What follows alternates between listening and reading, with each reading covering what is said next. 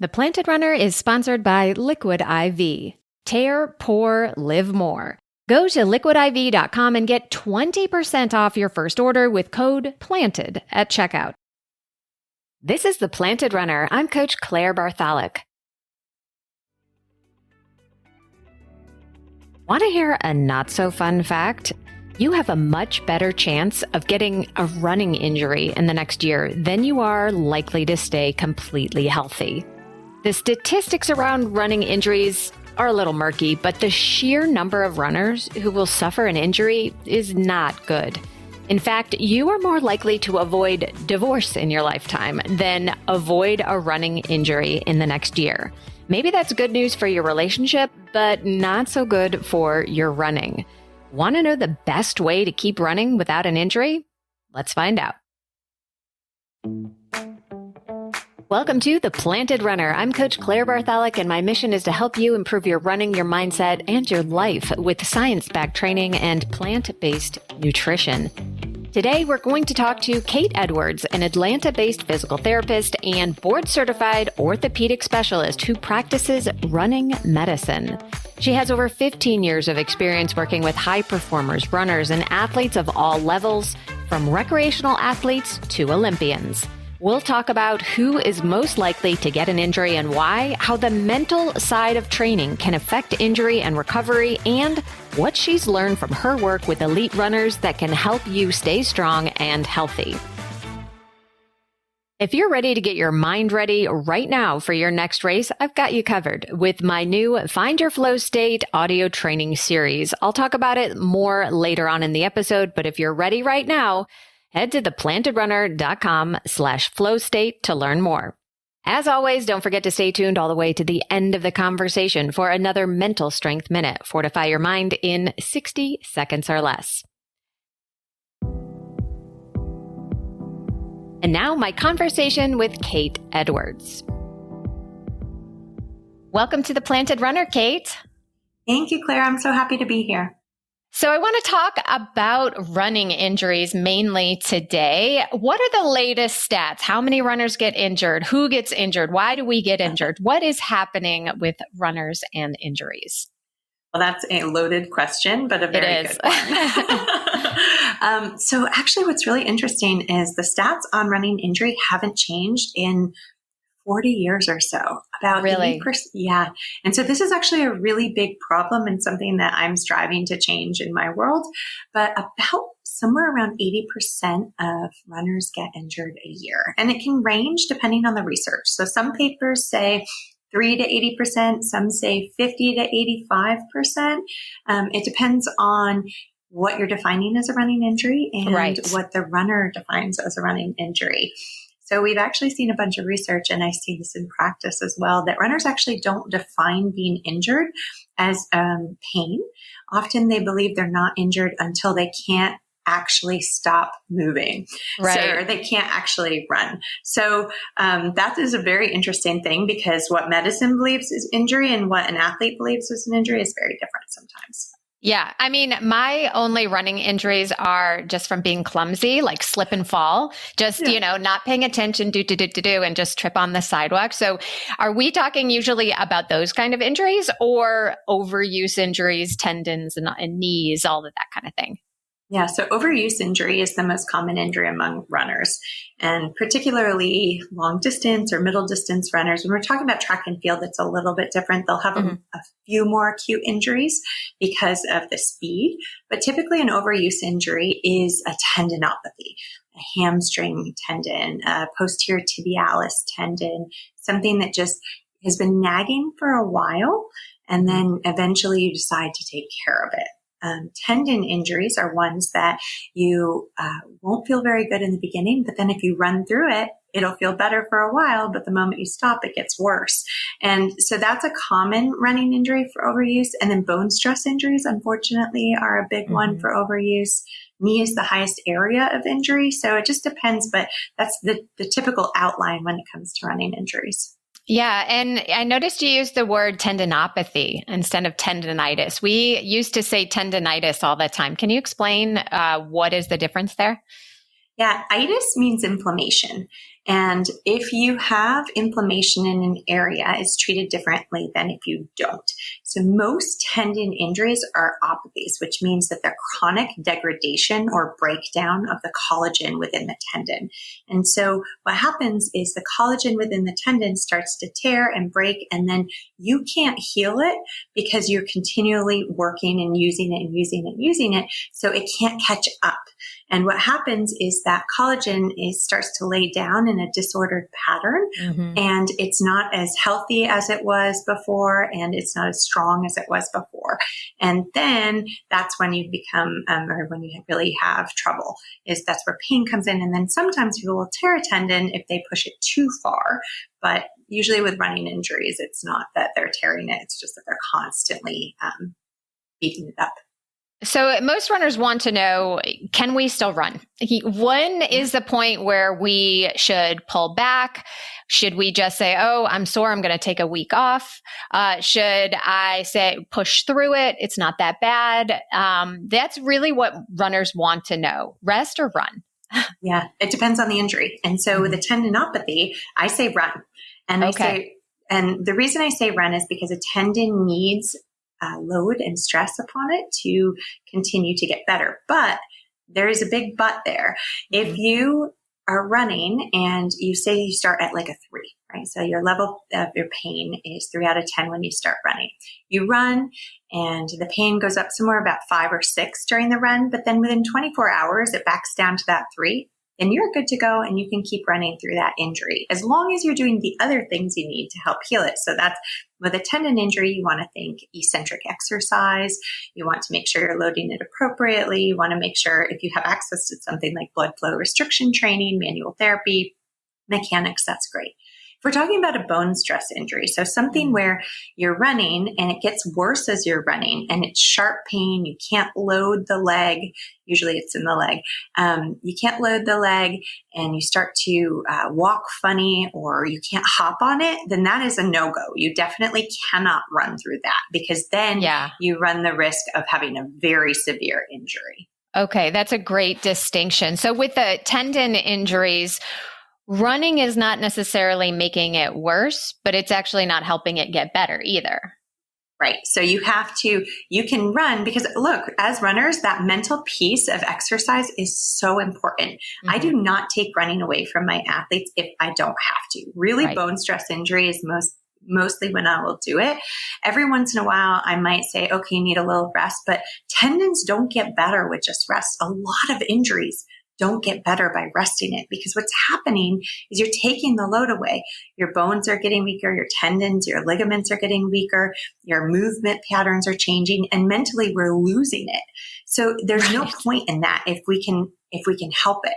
But we can maybe modify our running gait, maybe decrease how much we're running and add strength or eccentrics or other things to help us. So the answer is not always stop running. Unfortunately, that's the answer that most runners get. Yeah. But they don't have to. Well, what about the rest of the RICE acronym? So what about ICE? So rest is not necessarily good. What about ICE?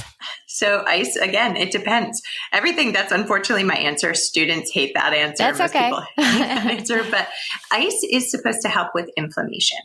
So inflammation is not a bad thing in many cases. We need inflammation to heal the area. And if you have a tendinopathy, inflammation is not the issue. So is ICE going to help you if the issue is not inflammation? Is it going to help you if you need some inflammation to heal? No. There are situations where ICE is appropriate. So if you have an acute injury and it's within that first 7 days, use some ICE if it feels better. And ice baths are great when we have an overload from a long run. That's great. There's lots of research on that. But if you're looking to put ice on every single injury, it's not going to make a difference for some. And compression and elevation? Compression can be good. Elevation, I do agree with that. Yeah. Okay. I do think that that's helpful if there is actual swelling in an area and you're elevating it above your heart. But if you don't have actual inflammation, then RICE doesn't count. It doesn't matter. It's not the right thing to do. Okay, perfect. Well, let's talk about, you started bringing up the mental side of injury. Tell us what goes through a runner's mind. So all of a sudden we're running and let's say it's, I don't know, the hamstring. and it's just inflamed every time we run, and we know we need to pull back. What's going on in our brains?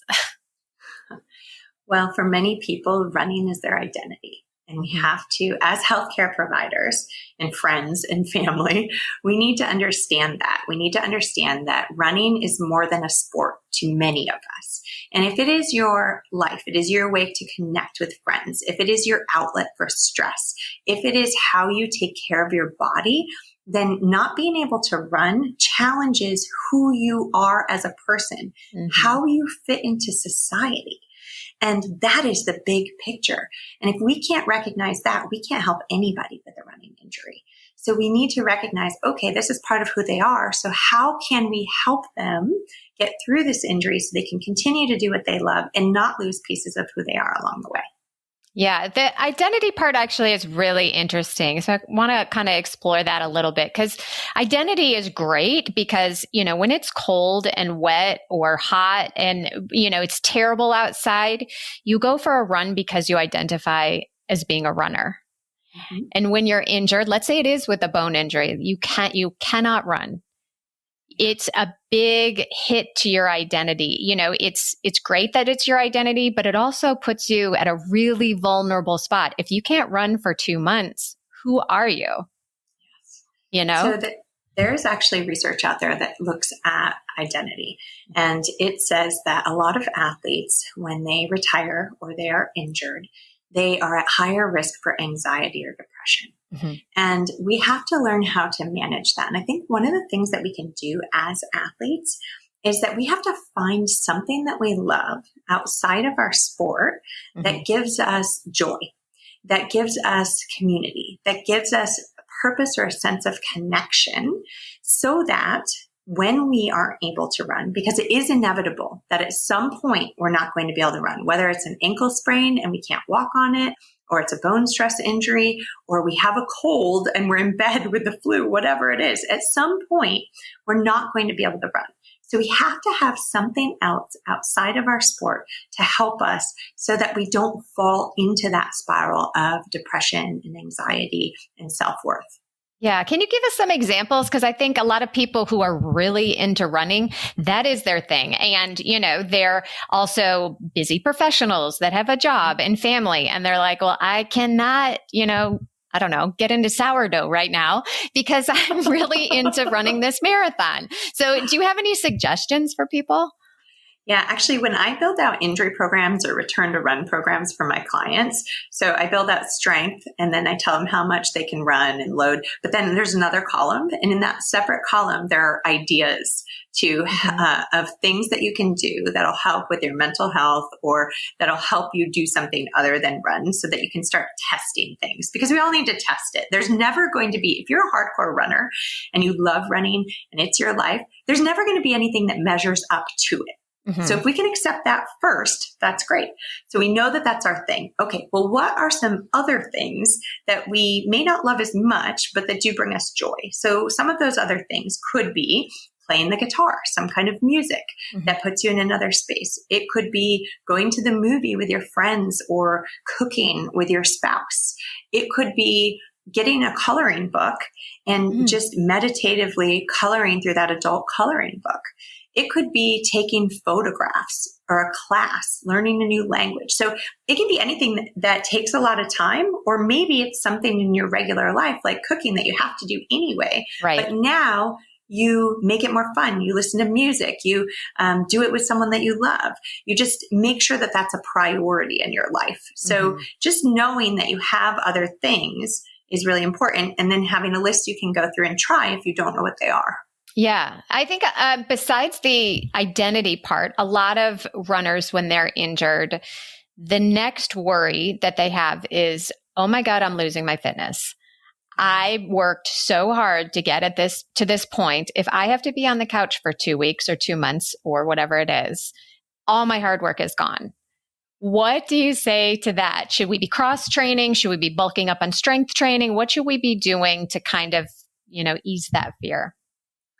So I'll say, make sure that you're doing something for your mental health, and make sure that it depends on the injury, as always. So if it's a bone stress injury, you And depending on where it is, you may not be able to do the cross training that you're talking about. If it's not a bone stress injury, you might be able to cross train. So making sure that depending on the injury, yes, you can cross train. You have to move. I think all athletes, all runners have to still move no matter what. So if they do have a bone stress injury, add strength training, maybe focus on the core, maybe do seated exercises, which sound crazy, but when we're in that space, anything helps. Yeah. Just move your body.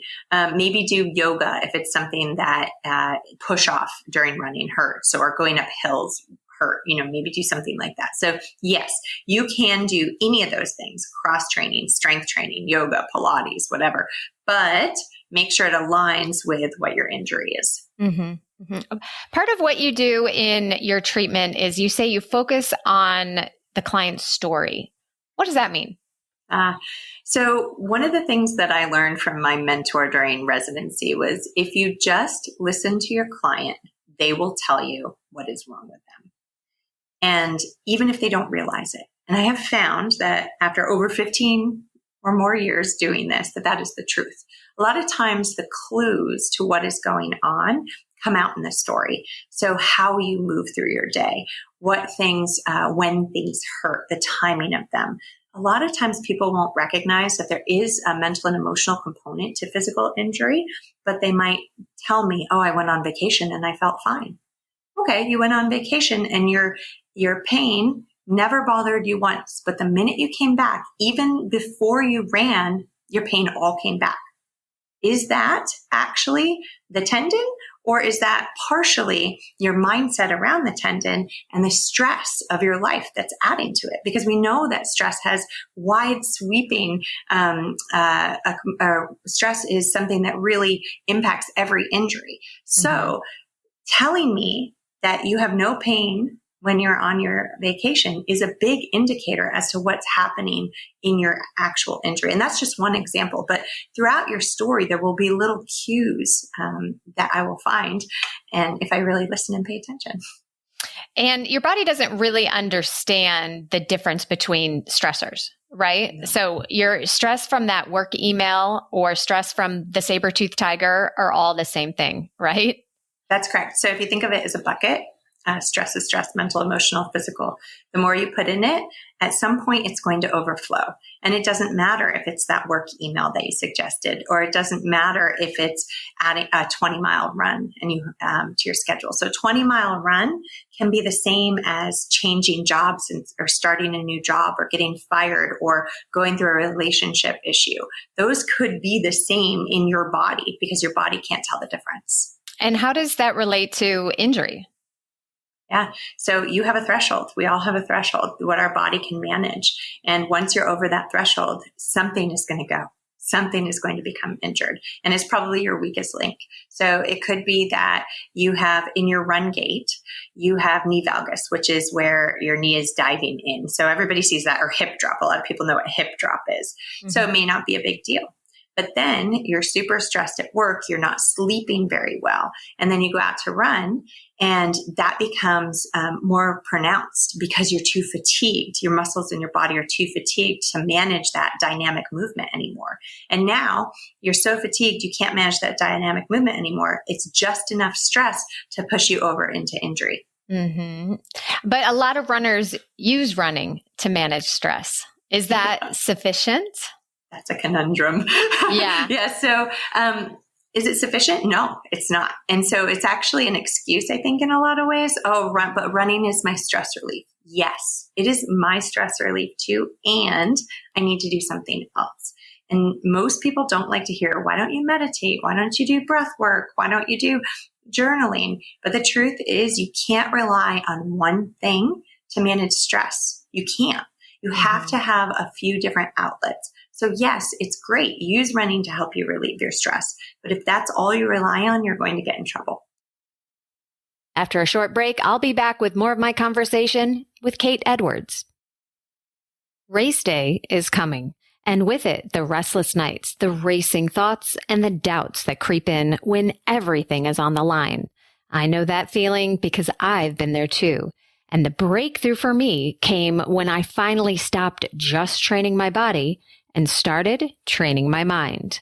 That's when I learned how to turn nerves into calm, doubts into focus, and fear into confidence. You can learn to do this too with Find Your Flow State. It's my guided meditation course that I built just for runners, so you can have the mental clarity and focus right when you need it most, to quiet your thoughts the night before, to steady your energy on race morning, to center you before the gun goes off, and to lift you up in those miles when everything feels impossible. The more you listen, the more natural it becomes until stepping onto that starting line feels calm, powerful, and your dreams become inevitable. Go to theplantedrunner.com/flow state to get started today, because the strongest muscle in the body is the mind. The Planted Runner is sponsored by Liquid IV. You've been sweating through the summer, and finally cooler temperatures of the fall are on their way. But that doesn't mean that you should lose focus on proper hydration for running and for life. Now is the perfect time to stock up on Liquid IV's new Energy Multiplier, sugar-free hydrating energy. It's scientifically formulated to support physical energy, hydration, focused mood, and even social stamina. You already know that it hydrates better than water for your runs and your workouts, but it's also perfect for when you feel run down after a long night out, and it's what I have in my carry-on anytime I'm hopping on a flight. I especially love the blackberry lemonade flavor. Don't just power through your day, ditch the glitch with zero sugar and zero crash from Liquid IV. Tear, pour, live more. Go to liquidiv.com and get 20% off your first order with code PLANTED at checkout. And that's 20% off your first order with code PLANTED at liquidiv.com. And we're back with more of my conversation with Kate Edwards. Yeah. I'm a big believer in meditation, breath work, and all of that stuff, but I don't usually see this coming from physical therapists. So you say that you assign homework of breath work. So tell us more about that. Actually did it today. So if you think about the breath and how it impacts our system, there are multiple ways. And I like to tell athletes that if we're breathing correctly, it actually helps us improve our core because of the way that it interacts with the pelvic floor, the back muscles, and the lower abdominal muscles. So it does actually help with our core, and it does actually help with our running form. And it taps into the vagus nerve, which helps with the down regulation of our nervous system. Right. So we're doing two things for ourselves when we're doing breath work.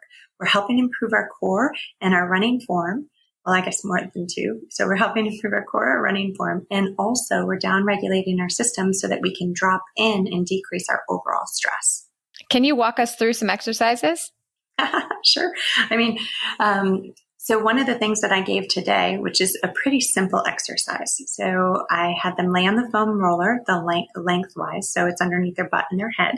And I had them actually stretching their pecs at the same time because pecs are important. A lot of times our running form, our arm swing is impacted if we have a lot of tightness in our chest. So if we're sitting at a desk for a long time. So I had them doing a pec stretch, but I had them put their spine in pelvic neutral, and I made them put their, think about where their breath was in their diaphragm and around their rib cage. And I had them close their eyes and breathe for 2 minutes, focusing on their breath coming in and out through their nose and feeling the expansion through their rib cage, through their diaphragm, while also stretching the pecs, useful for our arm swing. So that's one thing that I do for people. Yeah, cool. I think that one thing about breath work that is probably not talked about a lot is that it simply is a way to stay present. You know, it's something to focus on other than your racing thoughts, your anxiety, or I've got 20 miles to go. It's something to kind of distract your brain, you know, to keep you focused on one thing that you can control. Because that's what runners need is control. That's why we do it. Right? We are a little bit of control freaks. I don't know if little bit is really that. A lot. Okay. Speaking for myself. Speaking for myself. Yeah. So meditation. So I do a lot of guided meditation with my clients, but can you talk a little bit about meditation? Because, you know, we also don't like to sit still as runners. It's very hard. So convince us why we need to sit still. Well, it's an interruption, right? So we need an interruption in those thought patterns. That's what the breath work is. That's what meditation is. It can interrupt those constant thoughts that are looping about, okay, I need to get this done. I need to get this done. And I'm a type A personality. And the only way to stop thinking is because I have to run. And running helps me stop thinking because I'm working hard. If I push myself hard enough, oh my gosh, my brain shuts off. Yes. Well, we can't just run around all the time. So meditation is a great way for us to get present in our body. It also helps us to start to listen to body cues so that you can be aware before you get injured. I often think if you can stop for a moment, you can interrupt the cycle. You can help downregulate your nervous system. So we're decreasing cortisol levels in our body. We're bringing clarity to our brain. And now we can hear our body when it's trying to tell us something. We can hear when, okay, this muscle is yelling at me. I never noticed it before because I never stopped moving. And if that muscle or joint or part of our body is yelling at us, now we can ask the question, okay, well, why? What's happening? And we can address it. So meditation for me is one, let's shut the brain down a little bit. Let's break that cycle. But two, let's teach ourselves how to listen to our body so that we don't put ourselves in trouble later. And when it comes to meditation, I think as athletes, we always want to win. We always want to do our best. We want to be we are achieving all of the time. And something about meditation that I think we don't like is that it feels like we can't control it and our brain starts to spiral and we're not winning anymore. We're losing. Mm-hmm. And so I like to tell my athletes, you're winning the moment you sit down. Mm. So if you can sit down and you can make the commitment to sit for 2 minutes, I always start with 2 minutes. I don't care if it's eventually 20 and 30 minutes, that's great. But if you can sit for 2 minutes, you're already winning. And if you start bringing up that list in your head, that's okay. As long as you can stop it and say, oh, wait, I'm supposed to be breathing. Take a breath. Now you've won. That's all it takes to win. Well, most people say, well, running is my meditation. Right? So it is meditative. So they're not wrong that there is a meditative state that occurs during running, especially if you're running for a long time and you're thinking about, but the question is, if you're going to make it a meditation, then think about how your feet hit the ground. Start thinking about the smells around you. Start focusing on your breath. What are you hearing? Make it a meditation. Don't just say it's a meditation. Make it a meditation, because then you can start tapping into those same brain waves. Oh, very cool. So what does a 2-minute sitting down, not running meditation look like for a runner? How do you do it? Yeah, I just tell them to put a timer on their smartphone at this point, because they're going to be looking and checking their watch or checking their phone or whatever it is every 10 seconds if they don't do that. So I'll say, set a timer for 2 minutes or something, we'll work our way up. Set a timer, set it down, close your eyes, be in a comfortable position. You can either sit, you can lay down. I don't care as long as you're comfortable, and just close your eyes, take a deep breath as big as you can, and then exhale it out. Do that 2 or 3 times. And then slowly just start to think about, how is that breath coming in and how is it coming out?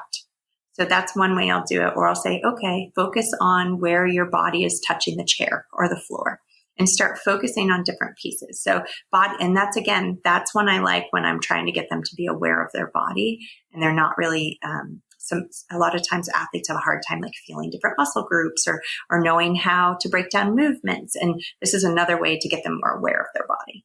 Very cool. So speaking of lying down, let's talk about sleep. Sure. So how, we all know sleep is good for us. We all know we should get more sleep, but it's not as easy. It's easier said than done, especially for parents, especially for women, especially for perimenopausal women, especially, on and on and on. So what are your best tips for getting a good night's sleep? Yeah. Well, first, don't beat yourself up if you don't. Mm-hmm. That's where we have to start, because I think part of what we do is we start telling ourselves all the things we have to do. to be healthy, to do the right thing. And we start saying, okay, well, if I don't get 7 to 9 hours of sleep, then again, I've lost, right? So stop beating yourself up about it first. If it happens, great. If it doesn't, that's okay too. You have another shot next day, right? So that's where we start. I say, make sure that you sleep in a cool environment. It's really important for it to be cool. Somewhere between 60 and 65 is ideal. Ooh. But if you're... Oh no, I cannot. No way. No way. It's got to be like 72. Oh my God. I would never sleep in 72. Absolutely not. Ideal is between 60 and 65, but you can, if it's actually under 70 is great. Yeah. You can hit under 70 because that helps. Our body actually heats up as we wake up. Like being hot is a cue to our body to wake up. So if we can keep it cool, that's great. Obviously in a dark, quiet room, which can be so challenging if you don't have the right blinds or you have little ones or whatever it is. The biggest tip that I love to give people is take a hot shower before bed because that increases melatonin in our body. And it also gives us a chance to just breathe. I actually, when I was a new mom, I used to hide in the shower. I swear to God. Like I just wanted a moment. I would hide in the shower and I would find myself breathing and then I could sleep better. So definitely hot showers are number one. And then obviously we all know this, stay off of our devices. Most of us don't do it, but stay off of our devices. If you can, at least 30 minutes before. Read a regular book, like an actual book, not a Kindle, could be helpful, whether it, or even write, like you could do it, you could journal, you could write one sentence for all I care, but just do something different. Right. And that glass of wine with dinner usually doesn't sit as well anymore, especially in your 40s and beyond.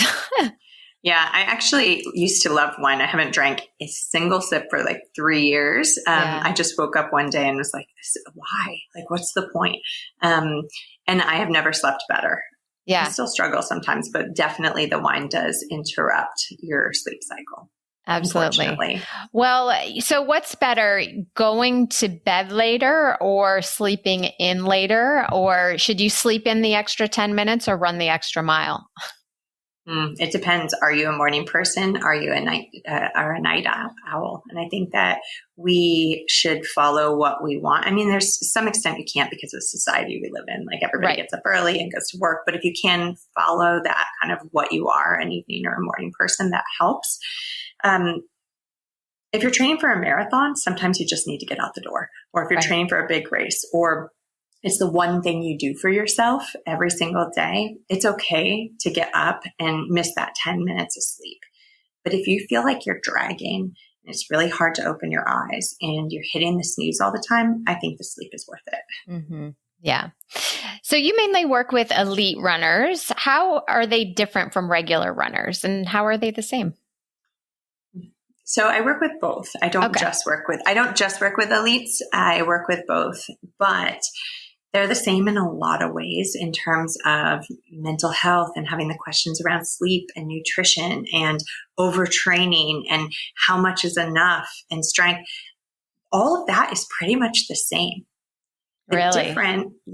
We think of them as so mentally tough. You know, we know they're physically better than the rest of us, but we think of them as more, mentally tough than us. So you're saying that's not necessarily true?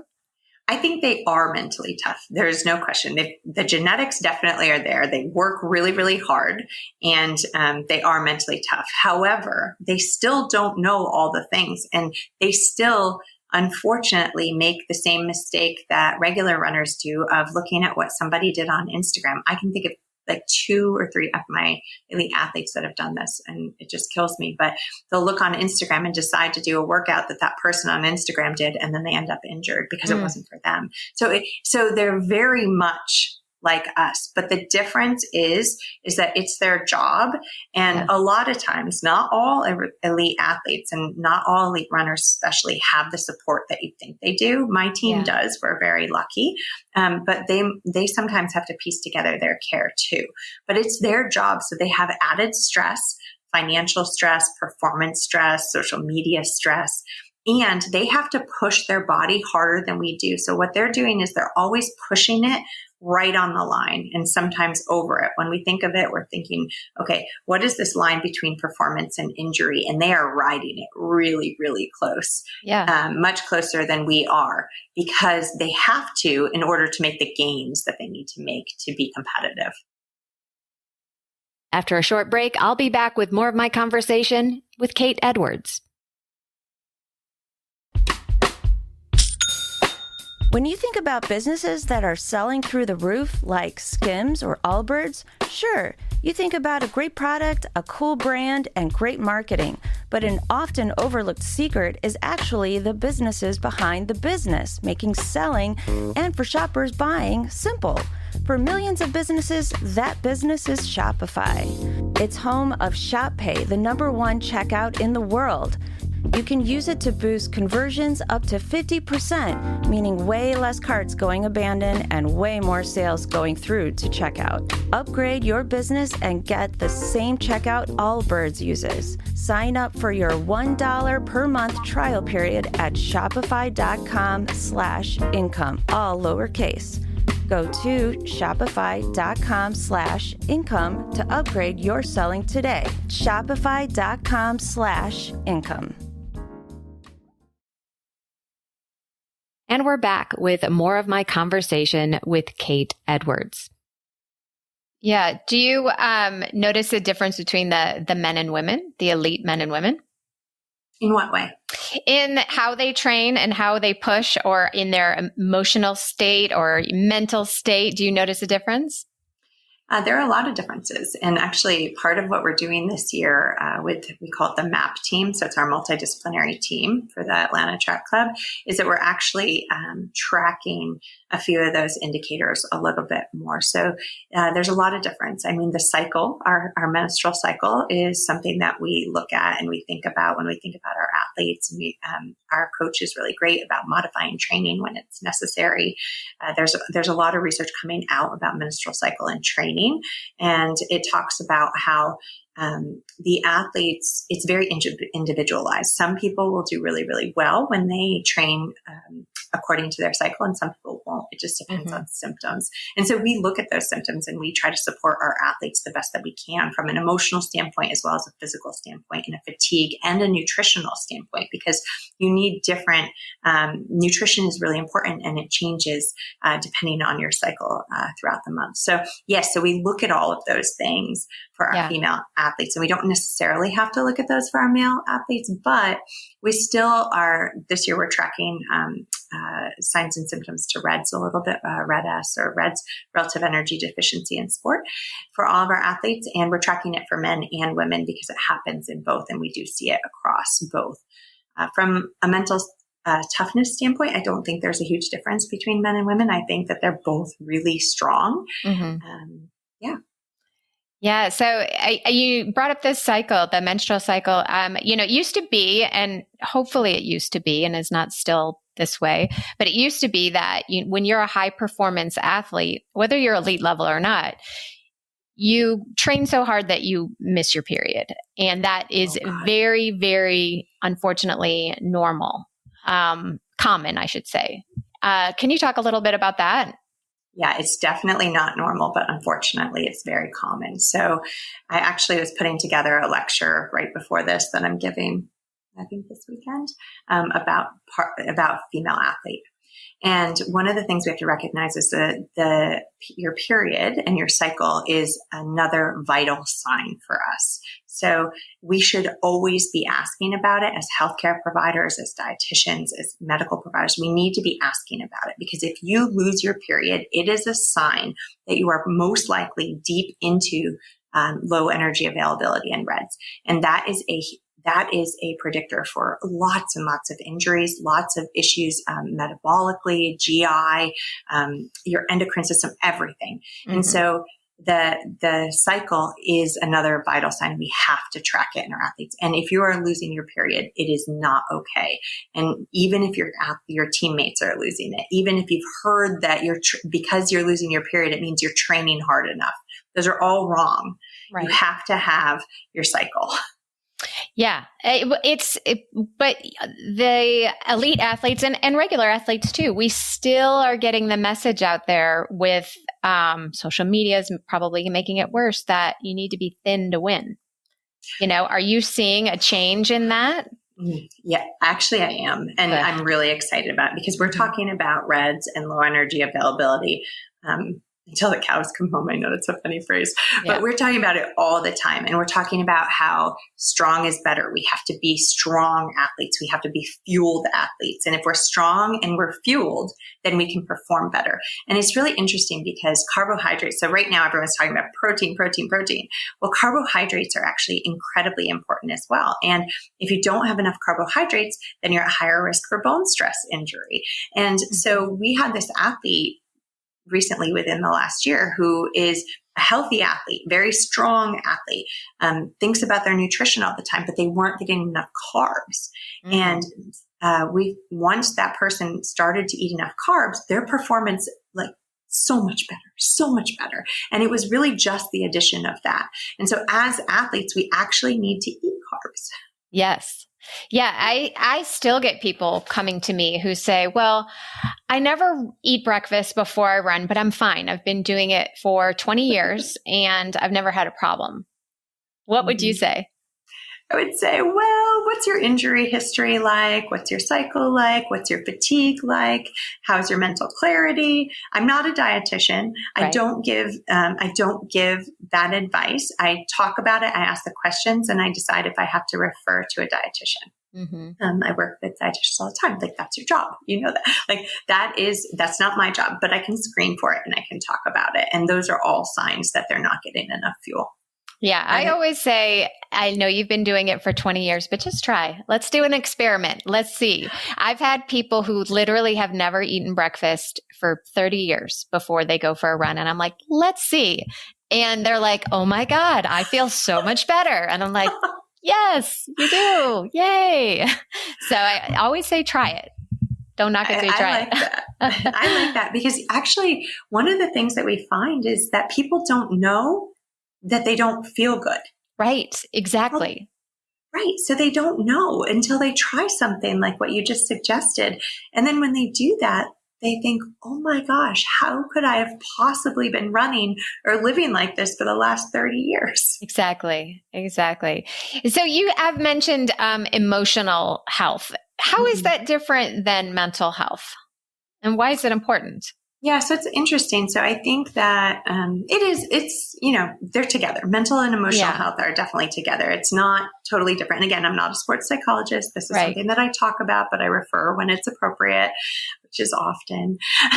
But when we're thinking about mental and emotional health, I think of mental health as a continuum.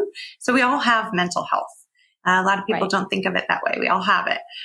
It can be great one day and not so great the next day. And then our emotions come into play too. Like how we handle our emotions is how I think of it. How and acknowledge our emotions. What are we feeling? I often ask, where do you feel it in your body?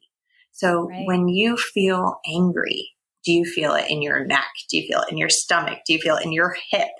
Same kind of thing. So I think about emotions as living somewhere, where I think of mental health as this continuum that we live on. I don't know if that's right. Yeah. Well, that's why meditation and breath work can be so helpful in this area, because you're going to have emotions. The goal isn't to stop your emotions.